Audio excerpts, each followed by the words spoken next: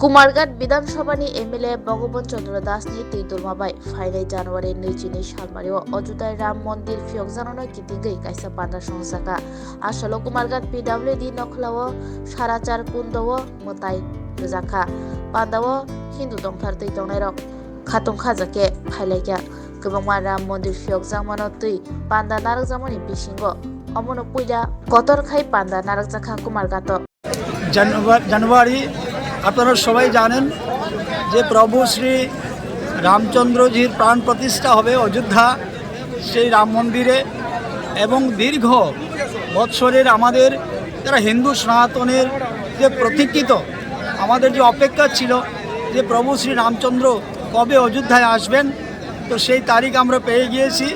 আগামী 22 তারিখে মর্যাদা পুরুষ ভগবান শ্রী রামচন্দ্র অযোধ্যায় আসছেন, ওনার প্রাণ প্রতিষ্ঠা হবে।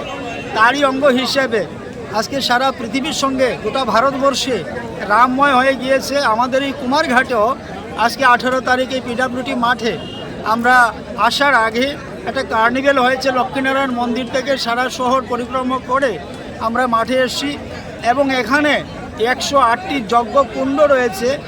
108টি যজ্ঞকুণ্ডের মধ্যে আপনারা হয়তো দেখতে পাচ্ছেন যে এখানে এত রাম ভক্ত উপস্থিত হয়েছেন, ওনারা সে যজ্ঞ করবেন।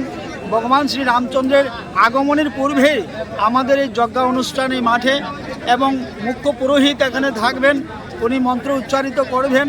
আর সেই সঙ্গে একই সঙ্গে 108টা কুণ্ডের মধ্যে সেই যজ্ঞ হবে। আর সত্যি আজকে এখানে এত আনন্দ লাগছে, রামময় হয়ে গিয়েছে গোটা কুমারঘাট শহর।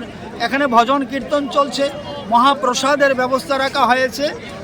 ভগবান শ্রী রামচন্দ্রের আগমনীকে সামনে রেখে আজকে কুমারঘাটে আমাদের এই যজ্ঞ অনুষ্ঠানের ব্যবস্থা আমরা রেখেছি।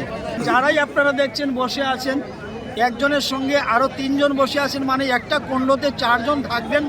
সবাই নিজ নিজ যে এখানে অর্থ ব্যয় হবে সবাই নিজেরাই সেটা ম্যানেজ করেছেন, নিজেদের পয়সা দিয়ে সেটা কিনে এনেছেন এবং প্রত্যেকেই নিজের নিজের ব্যবস্থা দিয়ে সেটা হচ্ছে। যার যার আবেগ এবং আস্থা এবং বিশ্বাসের মধ্য দিয়েই এবং ভক্তির মধ্যে দিয়ে শ্রদ্ধার সঙ্গে আজকে সবাই নিজ নিজ সেই অর্থ ব্যয় করে এই যজ্ঞের ব্যবস্থা করেছেন, যজ্ঞের আয়োজন ওনারা করেছেন। সবাই মিলে আমরা একসঙ্গে এই যজ্ঞ অনুষ্ঠানে আজকে রামময় কুমারঘাট হয়ে গিয়েছে। রামময় কুমারঘাট ভক্তদের আগম হবে আজকে এই মাঠের মধ্যে। পরিবেশ নিশ্চয়ই আপনারা দেখতে পাচ্ছেন, অনেক লোক এখনও আসছেন, সবাই আসছেন দূর দূরান্ত থেকে। তো এত সুন্দর একটা পরিবেশ, সত্যি আমরা যেন ভাবছি যে ভগবান শ্রী রামচন্দ্র আজকে পিডব্লিউডি মাঠে উনি এসে গিয়েছেন, এমনটাই আমাদের কাছে মনে হচ্ছে। তো প্রভু শ্রী রামচন্দ্র আগামী 22 তারিখে সেই প্রতীক্ষার অবসান করতে চলেছে। উনি আসছেন, ওনার প্রাণ প্রতিষ্ঠা হচ্ছে। জয় শ্রী রাম।